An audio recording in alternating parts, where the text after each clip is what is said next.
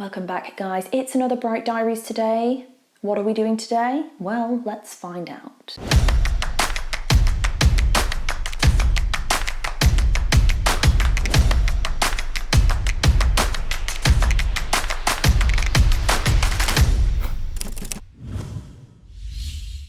Yep, so guys, it's Bryt Diaries today. Today we're going to look at doing fronts, which for me means basically front paws on an object.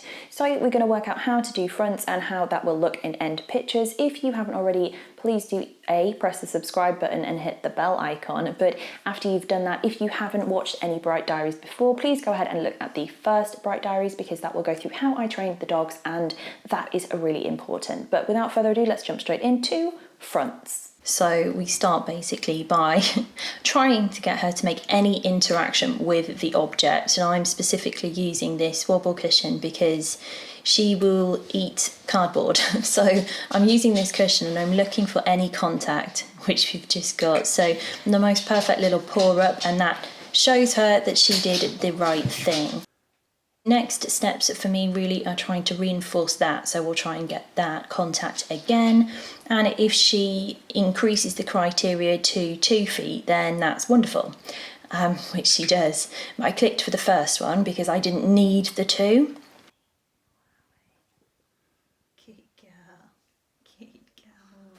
And then I ask her again, so again we're just trying to create that pattern, and she's sussed it out and knows exactly what I want her to do. So that's 3 repetitions essentially of the behaviour, and she knows what gets the snacks in this situation. So that's a win for me. Obviously then try and keep the engagement.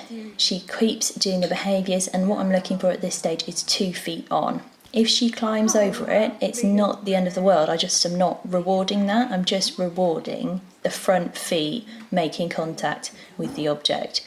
It also doesn't matter if she backs off it before I reward. That's not a problem at this stage.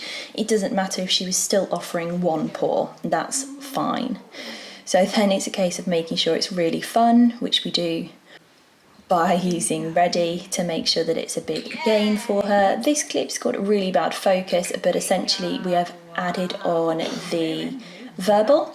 So the verbal has been added to this at this stage. So as she's going up, I'm saying fronts, and then I preempt it by saying fronts before she's going up. But I know she's going to go on it. So if I'm not sure if she's going to go on it or not, I don't say the verbal, because at this stage it's a case of association, and she gets it really, really well. So this is a couple of sessions in now, and she just thinks this is a great game. She absolutely loves that wobble cushion. So again, we just sort of carry on and try and get really quick responses to the verbal, and when we're kind of happy that we're getting super quick responses and she understands that it's 2 feet, not 4 feet or 1 foot or whatever, then it's a case of making sure that we can interchange different objects. So as soon as I'm 100% confident that she's working on the verbal, then we switch the object. So this object is just a little box of vet wrap.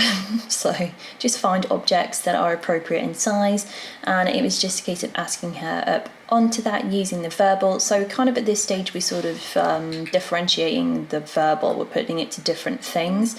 So we make it harder by using a smaller, taller object, and we just ask for the same behaviour, making sure that it's safe and it won't fall over. She put 2 feet on and then backed off, so I waited until I got the 2 feet on there, and then that was the reward. So with that done, then it's a case of looking outside and sort of making sure that she's comfortable with going on different objects. So we usually would use wooden boards at this stage, like little wooden blocks, but they were so slippy, I thought, you know what, we'll just put the dog walk plank down, which is super grippy. So it was just a case of making sure she was happy to be wandering about on that object. I'm not asking for anything in particular, but she needs to know that there's edges to it. So I'm okay with her slipping down the side as long as she is happy, which she was.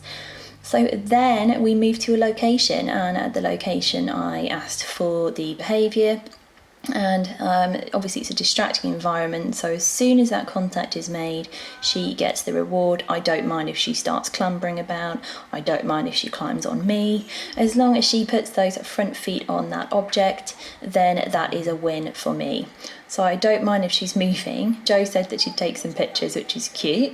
And so when Jo got into position with the camera, so she's to the right, I then put her back onto asking for fronts with no handler, nothing like that. So it's just off the verbal and lots of rewards.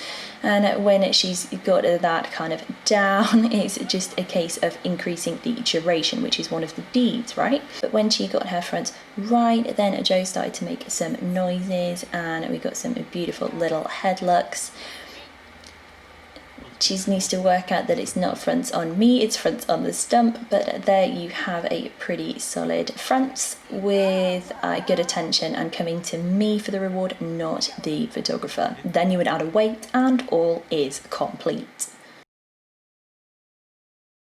So that was fronts, guys. I'm really happy with how she picked that up. That was super quick and she's just so smart. So then you'd start to add the 3Ds like we referred to in the first video, and you will end up with a reliable dog that does reliable fronts, which is cool. If you haven't already, subscribe, press the bell icon, and I will see you again really, really, really soon.